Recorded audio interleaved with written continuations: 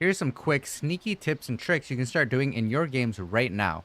If you have an ally on your team that can go invis level 1, tell them to go stand on the enemy's high ground mid. Then run up to them and give them your observer ward. From the enemy's perspective, that noob support just placed their observer. Let's go deward it.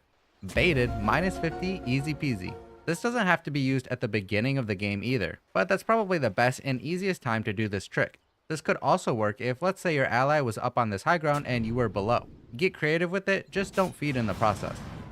Have you ever been staring at the minimap wondering where the enemies are? Then suddenly you see one of their couriers head across the river to your side of the map. Now you know where they are, in that area. Don't be that noob that gives away their team's smoke play with this type of courier movement. Instead, try this. When you're smoking with your team, send your courier off into a completely different direction. This will trick your enemies, making it look like you're over there. Let's say you're smoking into the enemy's triangle. Send your courier to their jungle. Now, if they happen to have vision of your courier, they'll think that's where you are. But really, you just outplayed them. Easy peasy. And honestly, there are a lot of different uses you can get out of couriers other than just bringing your items. Use to check runes, give vision of a camp to help stack it, use it to drag a creep wave if you're desperate. Again, get creative with it, just don't feed it in the process. You know how to aggro creeps, right? Just click the enemy as if you're initiating an attack on them. Now nearby creeps will aggro to you. This helps to bring the creeps back to a safer position for you to farm. You can also do this aggro trick by A-clicking an enemy's portrait at the top of the screen. It has to be an enemy that's currently showing on the map though.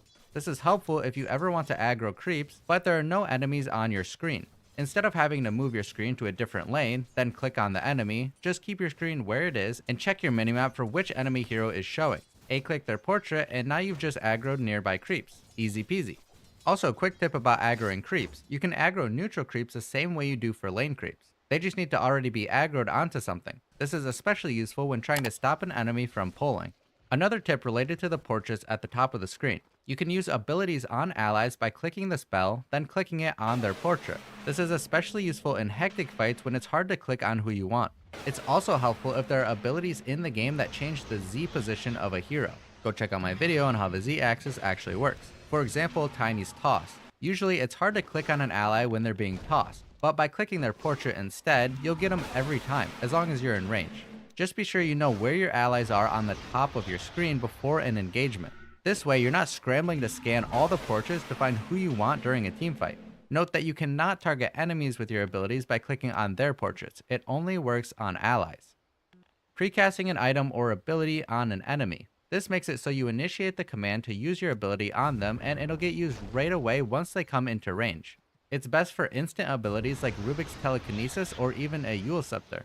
I find it best against heroes who like to jump in and initiate, like an Axe or a Magnus. Precast your ability on them and it'll go off before they can get their spell off. Just be a bit careful about doing it too early, since once you click it on the enemy, your hero will start running at them, and that might put you in a bad position. Usually, I'll start doing it when I actually expect them to make their move. You know how sometimes you want to check if a cliff is warded, but you can't get vision up there. Now you need to wait for your courier to fly out, which might take a while. Or you might not even be high enough level for your courier to be flying. Well, did you know you can sometimes find a ward on a cliff by walking right up against it? This is really nice if you want to cover more ground with your sentry and you don't want to place it directly on the cliff. I find it specifically helpful when I want to deward my small camp on the radiant side, but also check the cliff for an observer ward. If I place my sentry on the cliff, I'd find the ward but not cover the whole small camp. By placing the sentry around here, I can deward the camp and the cliff. Same idea if I'm dire and want to block this camp. It even helps to cover most of this large camp and still be able to check the cliff. This works for any cliff on the map and is a tip we covered in my dewarding video. Go check it out. Another quick dewarding tip. If you find an enemy ward, do this before killing it. Click on it and check this buff above it. It tells you how long it's been alive. If it's full, that means the enemy just placed it and are probably in the area, so be careful. In general, this helps to know if and when an enemy was around, so make it a habit to check this. Here's a little trick to mess up the enemy's CS during the laning phase, and maybe help you get a deny. Let's say the enemy is wanting to get this CS, and that creep of yours is being attacked by all of these enemy creeps. So the enemy is kind of preparing to get the last hit based on the amount of damage your creep is taking from the enemy creeps, right? Well, if you draw creep aggro by initiating an attack on that enemy, like we talked about earlier, you'll make these enemy creeps stop hitting your creep and start moving toward you instead. Do this as your creep's health gets low, which is when the enemy would normally attack to get the CS. Now, they'll go to get the CS expecting their creeps to keep attacking, but you just trolled them and maybe you can deny it. Sticks are one of the best tools you can use to outplay enemies in the lane. Stack up some charges, bait the enemy into thinking they can kill you, pop stick, churn, and kill them. Easy peasy. For this reason, it's really important that you don't just give away free charges to them, because they can do the same bait to you. Instead, consider hiding behind trees before using an ability to harass them. This way you're out of vision and they won't get a stick charge. This is because they only get a charge when a visible enemy uses an ability. This might not sound like a big deal, but trust me, these things add up. Another small tip regarding stick or wand. If you're running for your life and you know you're going to need to use your stick to survive, consider this instead of just popping it. If you know the enemy is going to use an ability that has a travel time, like Venge's magic missile, try using your stick after they use their ability, while it's flying through the air. This way you get that extra charge to heal up from their spell. This is risky as you need to use it while the spell is traveling, but sometimes that extra charge can be just enough to keep you alive. Use at your own risk. Your ally dies in lane, you say, hey, can you bring my item? You drop it in base, they TP back, you check their inventory, your item is nowhere to be found. Check base, still on the ground. It's quite sad, isn't it?